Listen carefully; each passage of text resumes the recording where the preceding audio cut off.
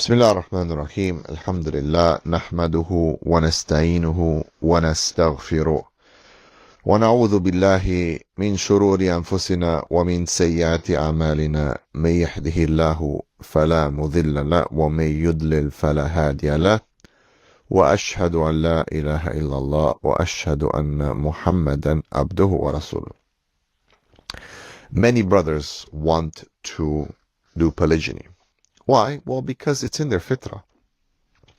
Many women and weak men, they want to condemn the brothers. They want to shame them. They want to stop them. But my argument over the years has been that no amount of condemnation and shame and manipulation and guilt tripping is going to make a man change his fitrah. There is a chance that he might change, but that change will not be positive. He's going to become lesser of a man.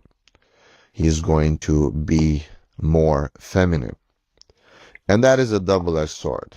While women in society will get what they want out of him, i.e. monogamy, he will change and become a weak man, which is a nuisance to society and a problem to society and to the woman, i.e. his wife, because now she's not going to be attracted to him. She'll probably even hate him and despise him. So what is the solution to this insatiable desire of men for variety, which has been built in them? Allah subhanahu wa ta'ala says at the beginning of Surah Al Imran, زُيِّنَ لِلنَّاسِ حُبُّ الشَّهَوَاتِ مِنَ النِّسَاءِ. It is made. زُيِّنَ. It is made. It's been beautified. To people, the love of desire for women. It's hardwired into us. No amount condemnation from the pundits, from the imams, from the da'is, from the weak men, from the liberals, from the women, from the lesbians. No amount of condemnation is going to make the man stop. It's in them. They might lie, but a real man's not going to stop. A weak man is going to change. He's going to become a woman. He's not going to stop. A real man's not going to stop. So what do we do? What's the solution? The solution is to train and to educate men to do it as correctly as possible. And correct here means not what the imam of the liberal mosque down in California or Texas says, but what the seerah of the Prophet ﷺ teaches us. That is what fairness means. That is what people should do. It all goes back to the life and the seerah of the Prophet ﷺ. We define the terms and conditions according to that practice. His aqwal, his af'al, his speech, his behaviors. That's what defines fairness, equality, justice, and so on. Not some liberal LGBTQ+, free this, free that march, or organization that think just because I'm wearing hijab and I'm wrapped in this flag or that flag that I am somehow patriotic, yet I'm on the deen and I represent some sort of social problem and I am the climate change solution, whatever, all this liberal rubbish that we hear today. So that's the solution: education, empowerment through the Sunnah. But the problem is that no one wants to do it. That's why we do it.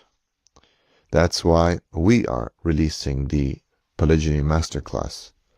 That's why we are going to talk real talk. None of that like, oh yeah, you can only do it in this, but you cannot do it, but you can do it, but you cannot do it, but you'll never be able to do it, and therefore just misinterpreting verses of the Qur'an, tafsir, misinterpreting statements of scholars and so on. No, we're going to go back to the madhab of the Salaf, the practice of the Prophet ﷺ.